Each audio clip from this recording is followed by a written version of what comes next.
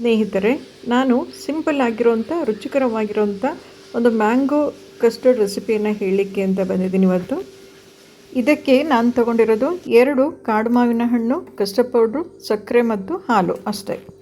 ಇದಕ್ಕೆ ನಾನು 2 ಕಾಡು ಮಾವಿನ ಹಣ್ಣನ್ನು, ಕಾಡು ಮಾವನ್ನು ತಂದು ಸಿಪ್ಪೆ ತೆಗೆದು ಅದನ್ನು ಸ್ವಲ್ಪ ಕಿವುಚಿ ಅದರ ಪಲ್ಪನ್ನು ಮಾತ್ರ ತೆಗೆದಿಟ್ಕೊಂಡಿದ್ದೀನಿ.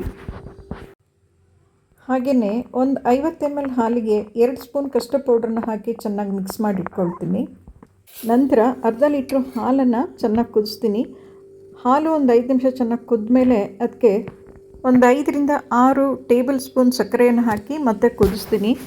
ನಂತರ ಕುದೀತಿರೋ ಹಾಲಿಗೆ ನಾನಿಲ್ಲಿ ರೆಡಿ ಮಾಡಿ ಇಟ್ಕೊಂಡಿರೋಂಥ ಕಸ್ಟರ್ಡ್ ಪೌಡ್ರು ಹಾಲಿನ ಮಿಕ್ಸನ್ನು ನಿಧಾನವಾಗಿ ಸ್ವಲ್ಪನೇ ಹಾಕ್ತಾ ಅದನ್ನು ತಿರುಗಿಸ್ತಾನೆ ಇರ್ತೀನಿ.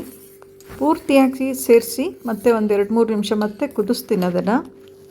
ಆಮೇಲೆ ಫ್ಲೇಮನ್ನು ಆಫ್ ಮಾಡಿಬಿಟ್ಟು ನಾನು ತೆಗೆದಿಟ್ಕೊಂಡಿರೋ ಮ್ಯಾಂಗೋ ಪಲ್ಪನ್ನು ಸ್ವಲ್ಪನೇ ಸೇರಿಸ್ತಾ ತಿರುಗಿಸ್ತಾ ಇರ್ತೀನಿ, ಕಂಟಿನ್ಯೂಸ್ ತಿರುಗಿಸ್ತೀನಿ. ಅದನ್ನು ಕೂಡ ಹಾಗೆಯೇ ಒಂದು 2-3 ನಿಮಿಷ ಚೆನ್ನಾಗಿ ತಿರುಗಿಸಿ ಅದು ಸರಿಯಾಗಿ ಮಿಕ್ಸ್ ಆಯಿತು ಅಂತ ಅನಿಸಿದ್ಮೇಲೆ ಪಾತ್ರೆನ ಇಳಿಸ್ಬಿಟ್ಟು ತೆಗೆದು ಸೈಡಿಗೆ ಇಡ್ತೀನಿ.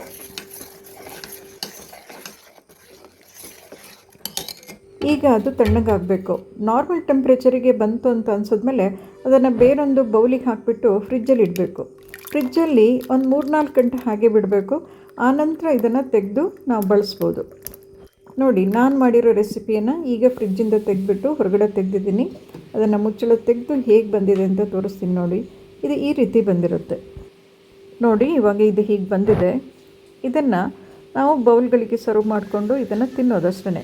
ಬೇಕು ಅನಿಸಿದ್ರೆ ನಾನೇನು ಮಾಡಿದ್ದೀನಿ, ಇದಕ್ಕೆ ಬಾಳೆಹಣ್ಣನ್ನು ಈ ಥರ ಸ್ಲೈಸ್ ಮಾಡಿಬಿಟ್ಟು ಅದನ್ನು ಸೇರಿಸ್ಕೊಂಡಿದ್ದೀನಿ. ಅಂದರೆ ಇದರ ಟೇಸ್ಟ್ ಇನ್ನೂ ಕೂಡ ಜಾಸ್ತಿ ಆಗುತ್ತೆ ಅಂತ ಹೇಳಿಬಿಟ್ಟು ಅದನ್ನು ಹಾಕ್ಕೊಂಡಿದ್ದೀನಿ. ನೀವು ಬೇಕಿದ್ದರೆ ಡ್ರೈ ಫ್ರೂಟ್ಸ್ ಕೂಡ ಸೇರಿಸ್ಕೋಬೋದು, ಇದಕ್ಕೆ ಚೆನ್ನಾಗಾಗುತ್ತೆ. ಇದರ ಟೇಸ್ಟು ತುಂಬ ಚೆನ್ನಾಗಿ ಬಂದಿದೆ. ನೀವು ಕೂಡ ಇದನ್ನು ಮಾಡ್ಕೊಳ್ಳಿ. ಇದಕ್ಕೆ ಕಾಡು ಮಾವಿನ ಹಣ್ಣೇ ಬೇಕು ಅಂತೇನಿಲ್ಲ, ನೀವು ಇಟ್ಕೊಂಡಿರೋಂಥ ಸಿಹಿ ಮಾವಿನ ಹಣ್ಣು ಯಾವುದಾದ್ರೂ ಆಗುತ್ತೆ, ಅದನ್ನು ಕೂಡ ಉಪಯೋಗಿಸ್ಕೊಂಡು ಮಾಡ್ಕೋಬೋದು. ಇದೇ ರೀತಿ ಮಾಡ್ಕೋಬೋದು. ನನ್ನ ವಿಡಿಯೋವನ್ನು ಪೂರ್ತಿಯಾಗಿ ನೋಡಿದ್ದಕ್ಕೆ ಧನ್ಯವಾದಗಳು.